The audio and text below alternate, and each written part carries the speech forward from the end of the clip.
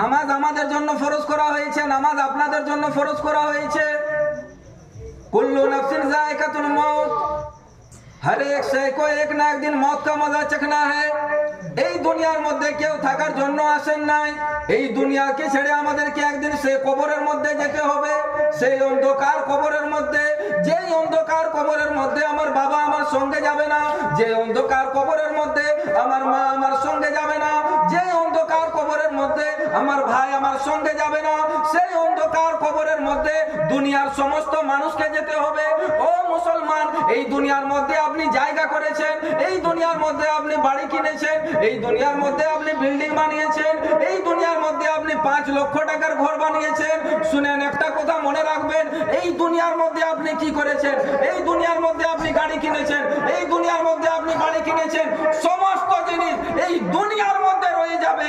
যদি সেই আখিরাত কবরের মধ্যে যাবে, তাহলে সেটা হচ্ছে আমার আপনার নেক আমল আমার আপনার সঙ্গে কবরে যাবে।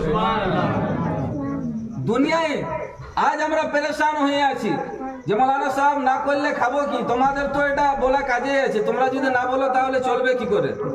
আমাদের বলা কাজ আছে, ঠিক আছে, আজ আমাদের কথা মনে নিচ্ছেন না, কিন্তু যেদিন কবরের মধ্যে যাবেন, সেই কবরের মধ্যে আজ আমাদের জনাব মঞ্জুর আনসারী সাহেবের, আজ জনাব মকবুল আনসারী সাহেবের মা বাবা দুনিয়া থেকে চলে গেছেন।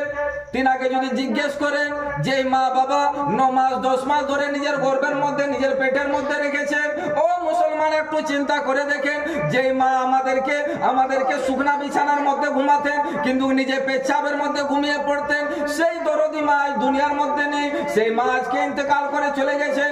ও মুসলমান, যার মা বাবা এখনো এই দুনিয়ার মধ্যে জিন্দা আছেন, এখনো তোমরা নিজের মায়ের সঙ্গে মহব্বত করো, নিজের মাকে তোমরা ভালোবাসো, নিজের মায়ের সঙ্গে তোমরা খারাপ ব্যবহার করো না।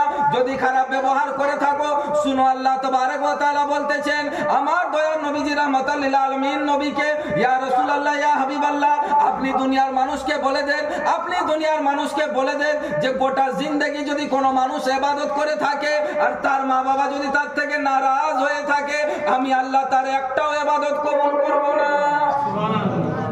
আমি আল্লাহ তার একটাও ইবাদত কবুল করব না।